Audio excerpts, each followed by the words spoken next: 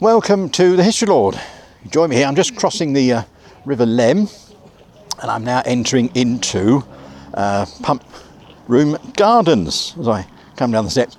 Today we're going to have a little video all about Leamington Spa. Sorry, Royal Leamington Spa as it should be called.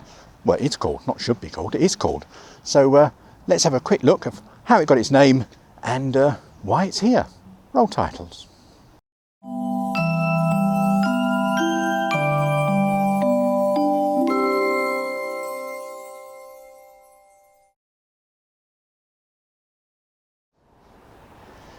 So the town was originally called Leamington Priors, and that's because it came under the village at the time, came under the jurisdiction of the old Kenilworth Priory, just a few miles north of here. It was in about 1784 that one of the saline spas was discovered, and baths were built around the area to accommodate bathers who wanted to take the saline waters.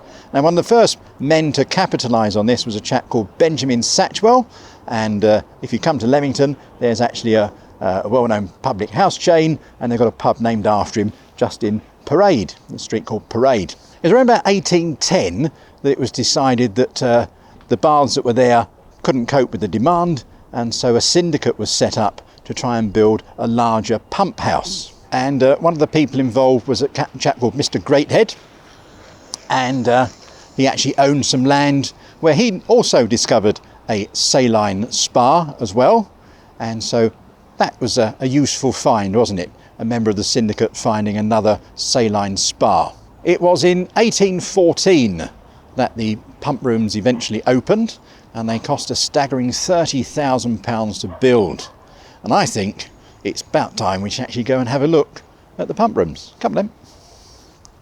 The pump room gardens were originally subscribers only, where they could have a pleasant promenade, and the bandstand I just stood on, that was erected as well, and military bands would play. Now, it wasn't until 1875 that the pump room gardens were actually opened to the public. The pump rooms themselves, now you know I'm going to quote something when my notes come out, because my brain doesn't allow me to keep quotes in my head that often these days.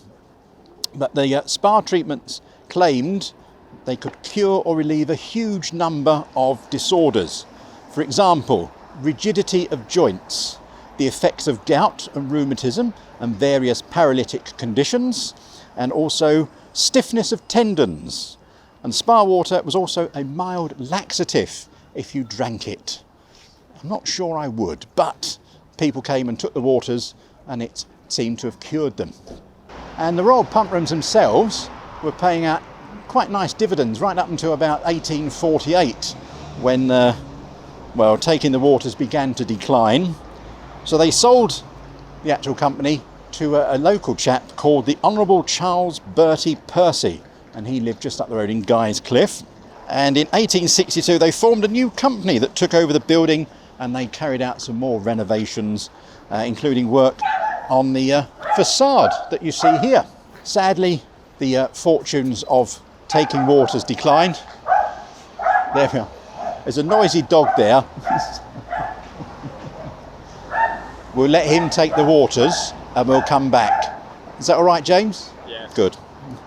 So with the decline in the late Victorian times and then 2 world wars, the pump rooms were in a bit of a sorry state. But in 1996, Warwick District Council decided to turn it into an art gallery, one of the local libraries, and also a charming little cafe. If you do come to Leamington Spa, or Royal Leamington Spa as I should call it, the pump rooms are here. There's a pump room gardens right opposite Jeffson Gardens, which I'm sure next year or so when James comes to visit again, we'll do another video all about Jeffson Gardens and the rest of Leamington Spa. So that's it.